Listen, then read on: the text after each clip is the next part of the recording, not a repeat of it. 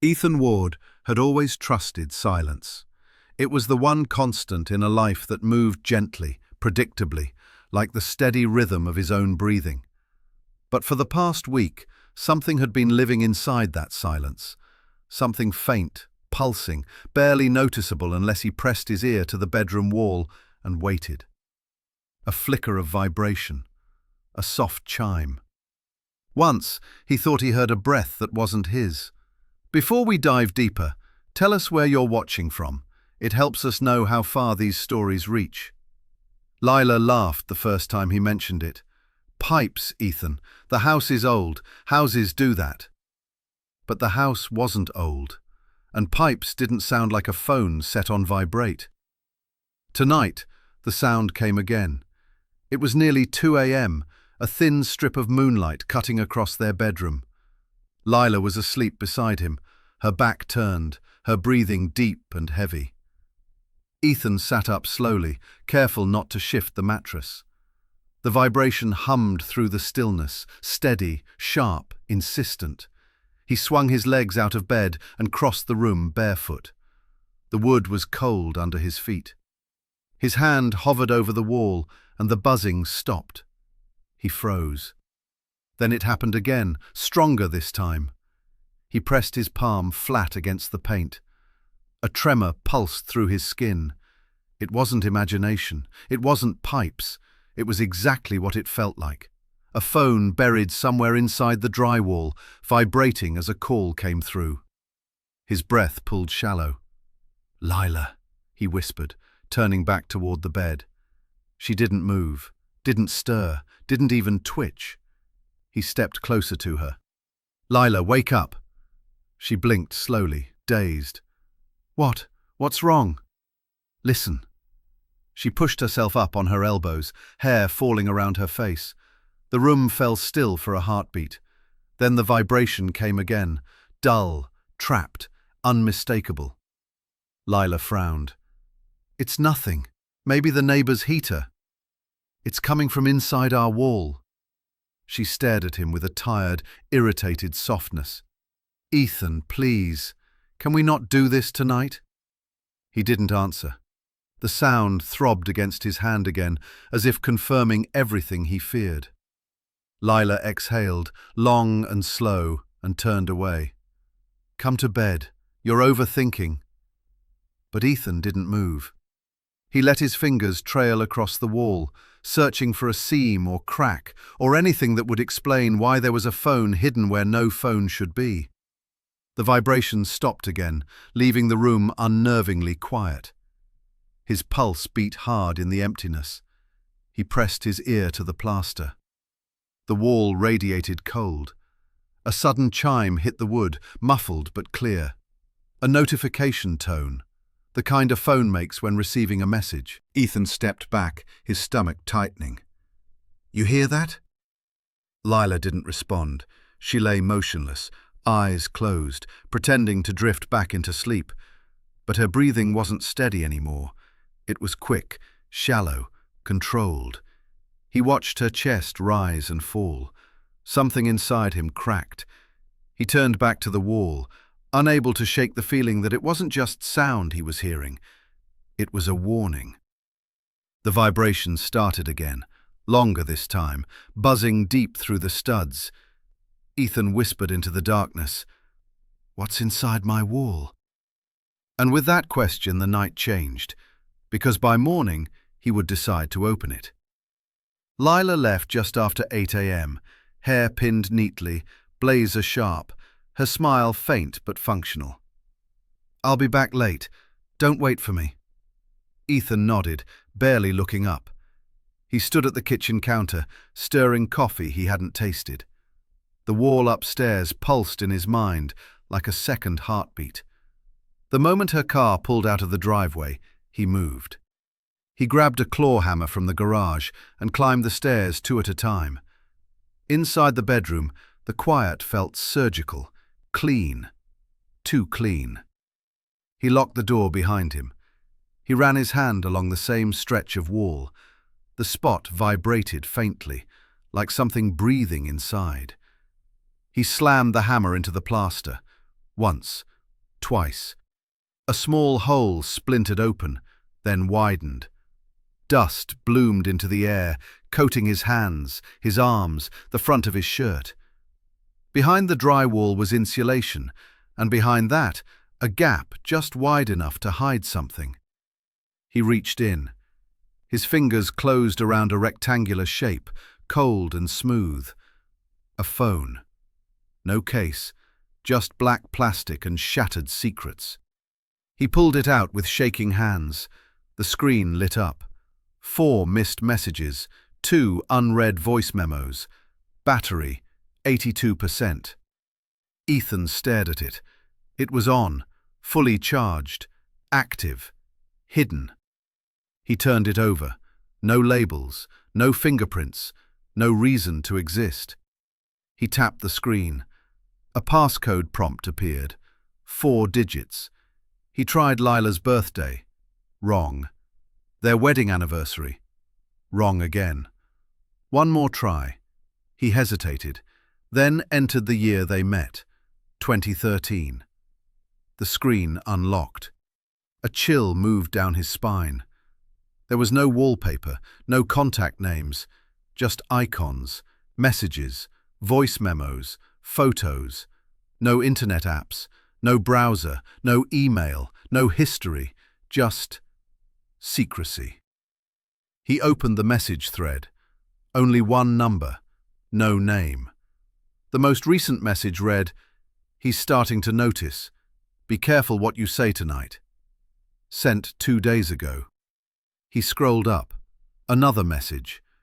Same plan. If he asks questions, stall. The contract's been reviewed. The blood drained from his face. He opened the voice memo tab. The titles were coded.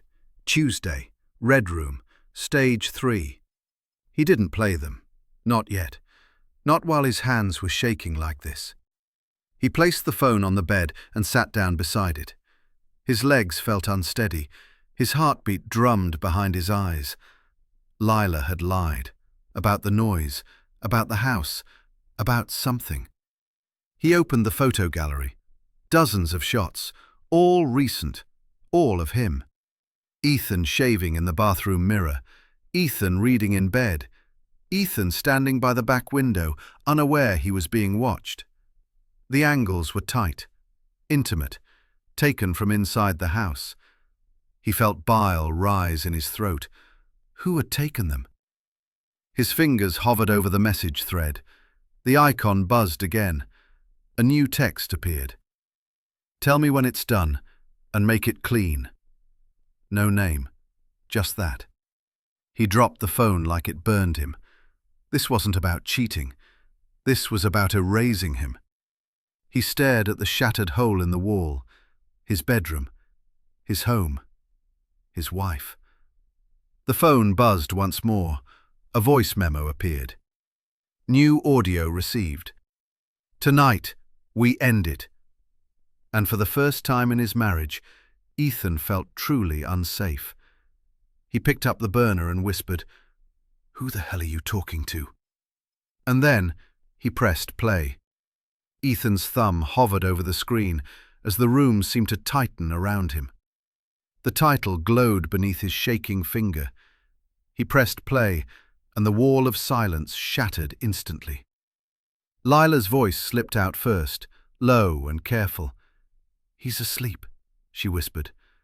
A faint rustle followed, fabric brushing against skin. Someone else breathed on the recording, close, too close. "Good," a man answered calmly. "Then we can talk freely tonight." The audio ended with a soft electronic click. Ethan felt his knees weaken as the second memo started. He didn't stop it. Lila sounded sharper now. "I moved the paperwork like you asked," she said. "The beneficiary is updated and the clause is clean." The man chuckled. "You always were good at details." His voice lowered. "Insurance won't question a fall down the stairs." The room tilted as the words sank into Ethan's chest. His name still hadn't been spoken, but he felt sealed into the plan. The third file began before he could steady his breath. There was no whispering this time. Lila spoke clearly, without hesitation. "We can't delay much longer. He's suspicious now." The man answered after a pause that felt deliberate. "Then we move tonight. You distract him. I'll handle the rest." A faint metallic sound echoed in the background. Then Lila said his name.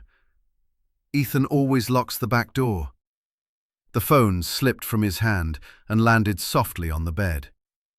The house no longer felt like shelter. "She was going to kill me," he whispered to the reflection in the mirror.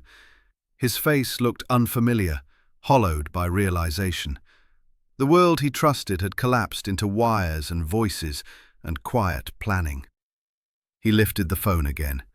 No name, no trail, just that steady voice and her obedience to it. He opened the photos once more with trembling control. Every angle was deliberate. Every moment had been chosen. He had been studied, mapped, estimated. The burner vibrated suddenly. A new text appeared. "Are you calm? He mustn't sense anything tonight."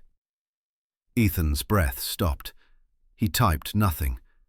Deleted it. Locked the phone. The trap no longer felt distant. It had fingerprints now. It had timing.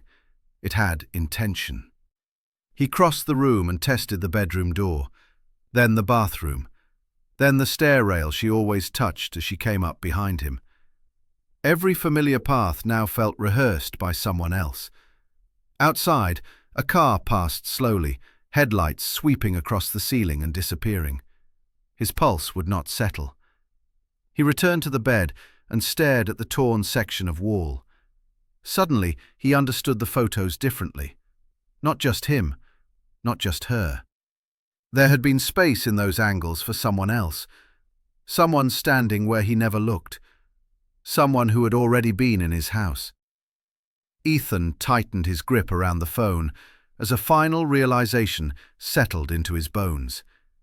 He didn't just need to know who she betrayed him with. He needed to know where the man from those photos had been hiding, and which room of his house he had claimed first. Ethan waited until nightfall. Lila's text came at 7:03 p.m. "Running late. Dinner with the firm." He didn't reply. He'd spent the entire day inside, curtains drawn, blinds angled to catch any shadow. Every room he entered, he watched the walls. Every corner looked too still, every hallway too quiet. Back in the bedroom, he stared at the burner again, a tiny black hole that had swallowed his life. The gallery held 126 photos. He'd only seen 20. He opened them now, one by one. At first, they followed a rhythm. Pictures of him brushing his teeth, cooking, working on his laptop. But then the angles shifted. The perspective lowered, tilted. The photographer was moving. The photographer was inside. And then he saw him. A man, tall, lean, wearing a navy cap pulled low, standing by the kitchen sink. Ethan's coffee mug in his hand. The next photo was worse. Lila, barefoot in the living room, laughing, her hands in the man's hair. A kiss, mid-breath, caught like a crime. Ethan stopped breathing. He swiped forward. More photos. The two of them sitting on the couch he bought. Lila in her robe. The man holding her ankle. A timestamp flashed in the corner. October 3rd, 11:42 p.m. She told Ethan she'd flown to her sister's for the weekend. The photos told a different story. Ethan's throat tightened as he scrolled faster. They were everywhere. His kitchen, his shower, even in his office. The man always faced away, turned just enough to keep his face hidden, like the house itself protected him. And then, the final image. It wasn't grainy. It wasn't secretive. It was bold. Lila and the man standing in Ethan's bedroom. His side of the bed unmade. Her face resting against the man's chest, eyes closed like she was home. Ethan dropped the phone. He walked to the closet and opened the top drawer. Beneath folded socks and old receipts, he pulled out their wedding album, pages of smiles and fake forever. He stared at her face, young, glowing, eyes full of warmth. Then he closed the book and shoved it under the bed. He picked up the burner again and zoomed in on the man's hands. A ring, silver, thick, marked with a dark groove. He'd seen it before, somewhere. It wasn't just any man. It wasn't a stranger. He opened the photo again, this time focusing on the edge, on a shadow reflected faintly in the mirror behind them. It captured the man's face. Just enough. His name came back like a punch. Marcus Hale. Ethan hadn't seen him in over a year, not since the fundraiser. Not since the night Ethan caught Marcus watching Lila a little too long over dinner. Ethan sank to the floor. She hadn't just brought a man into their home. She'd brought someone Ethan knew. Someone who knew him. And in that moment, Ethan stopped being confused. He started planning. Because Marcus Hale wasn't just sleeping with his wife. He was sleeping in Ethan's life. And tonight, Lila hadn't come home yet. No headlights in the driveway. No sounds from the garage. Ethan sat in the dark, burner phone in one hand, his own phone in the other. Both screens were blank. No messages from Lila. No new instructions from the stranger. He hadn't moved from the bedroom since sunset. The house felt too still. On the nightstand sat a steak knife, small, dull, but real. He hadn't meant to grab it earlier. It was just there. Now it kept him company. He glanced again at the last message on the burner. Change of plans. Do it before he wakes. The clock ticked louder than it should have. 9:51 p.m. Still no sign of her. He stared at the open closet. Her side was half empty. Jackets gone. 3 shoes missing from their pairs. Jewelry box left open, like she'd rushed. He stood slowly and opened her drawer. Passports. Gone. He checked the safe behind the framed photo of their honeymoon. The lock clicked open. Cash missing. Only one thing remained. The insurance envelope. Ethan opened it with trembling fingers. Inside, his name was still listed as the primary, but a second document was clipped behind it. New beneficiary, Marcus Hale. Signed and notarized. Last week. His vision blurred. He pressed his palms into his eyes until the stars came. She wasn't just planning to run. She was planning to cash out his death. 10:12 p.m. The burner buzzed. A message. Is he asleep? Ethan didn't type. He stared at the message until it disappeared into the screen's glow. Then he tapped to open the voice recorder.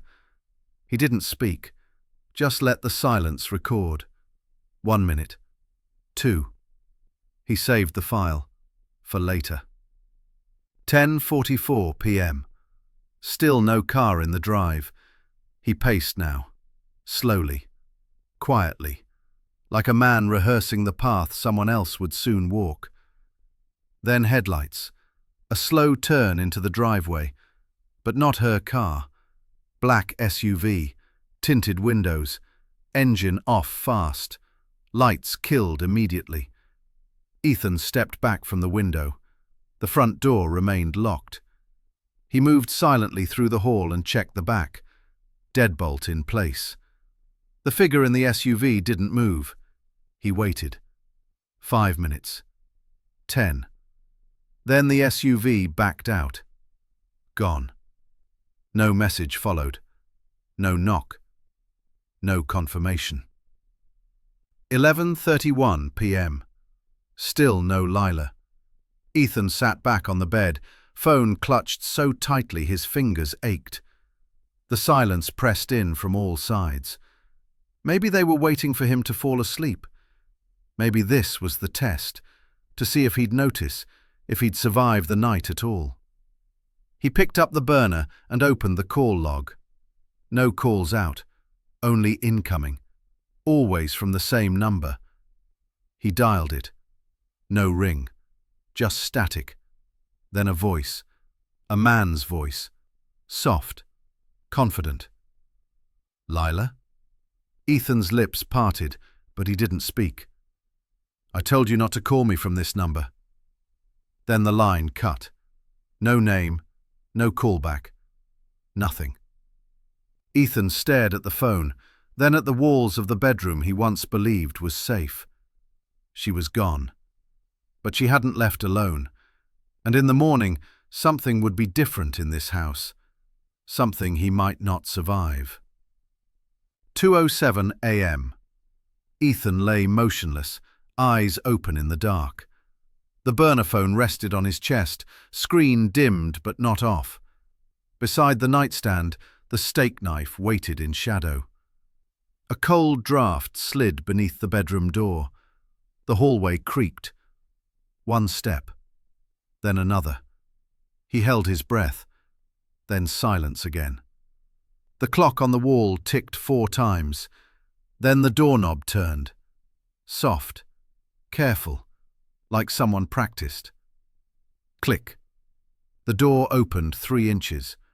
A figure entered. Slow, cautious. She didn't speak. Lila's scent moved in first. That familiar mix of lavender and expensive lies. She stepped fully into the room, not noticing the closet door slightly ajar. Ethan hidden behind it, watching through the thin crack. Her footsteps padded across the carpet. She wasn't limping. No hesitation. Calm. She moved like someone with a plan. She reached the side of the bed, stopped, tilted her head. The shape beneath the covers, pillows arranged like a body, didn't move. She crouched. Her hand reached into her coat. Ethan gripped the closet handle. From her pocket, she pulled out a phone. Not the burner, her actual phone. She tapped the screen once and began recording. "Proof of life," she whispered. "He's still breathing. We do this right. No mistakes." She stood again, another step toward the bed. She reached out and touched the fake pillow arm. It shifted too easily. Her entire body froze. Ethan pushed the closet door open. 1 step, 2. Quiet. Then he whispered, "Looking for me?" She spun, gasped, but too late. He grabbed her wrist, twisting the phone from her hand and sending it skidding across the floor.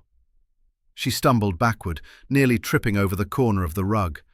Her eyes were wide, her breath stuttered. "Ethan," she said, voice breaking. I thought you were..." "Asleep?" he finished. She swallowed hard. "Listen, I can explain." "No, you can't." He pulled the burner from his pocket and tossed it on the bed.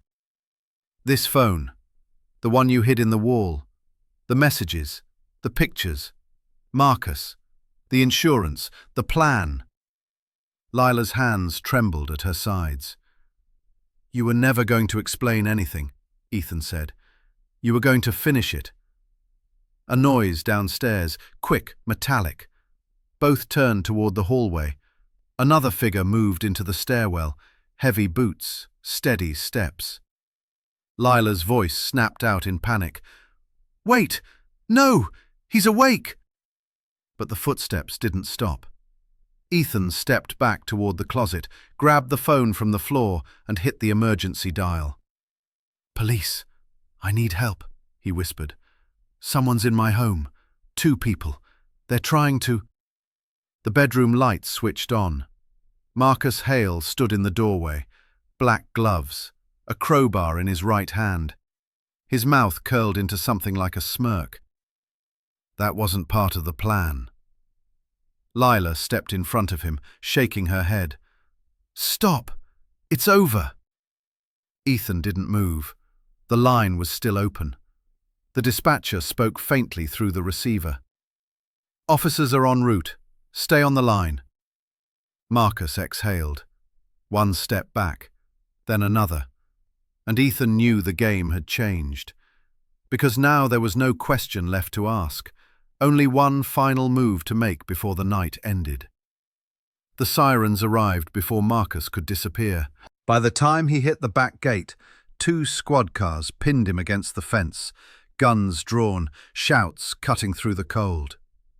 Lila dropped to her knees in the bedroom, hands raised, eyes wide like a woman just waking from a nightmare she helped write. Ethan stood near the door, silent, heart thudding, one hand still holding the burner phone like a weapon. The police moved fast. Handcuffs, Miranda rights, Marcus yelling something about setup and consent, but no one listened. Not this time. Lila said nothing. She didn't cry, didn't ask for Ethan, didn't deny, just sat on the floor, staring at the spot where her plan failed. In the station, Ethan handed over everything. The burner phone, the voice memos, the insurance forms, the photographs of Marcus in the house, the messages sent from numbers registered to prepaid accounts in Lila's name. It took hours. Detectives asked questions, some of them too gentle, others edged with suspicion. One asked if Ethan had ever hit her.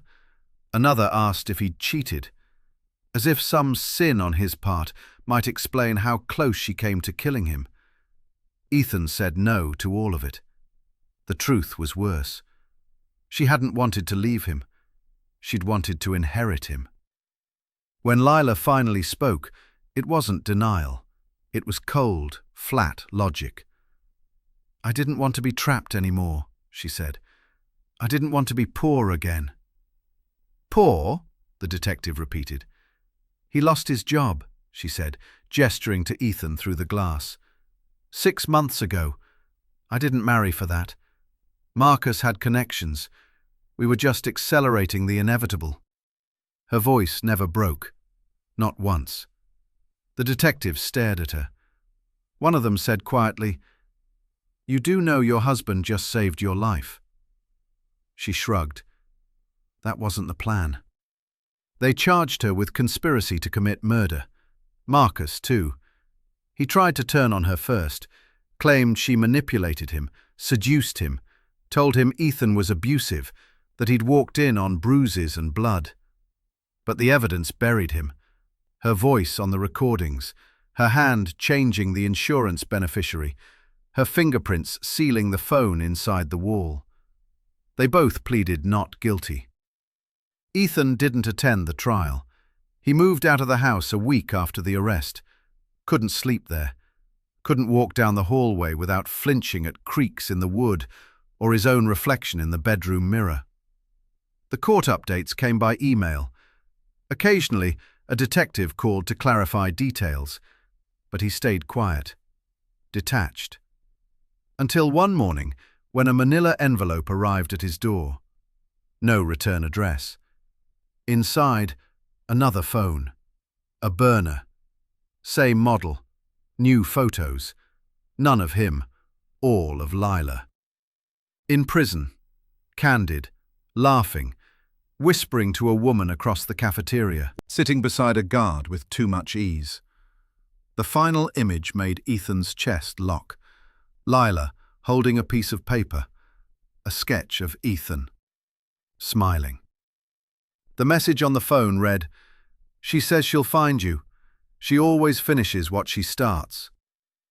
Ethan stood at his kitchen sink, heart pounding. He closed the envelope, locked the front door, then every window, because one truth still echoed louder than the rest. Lila didn't need to be in his house to be inside his life, and someone else was still watching.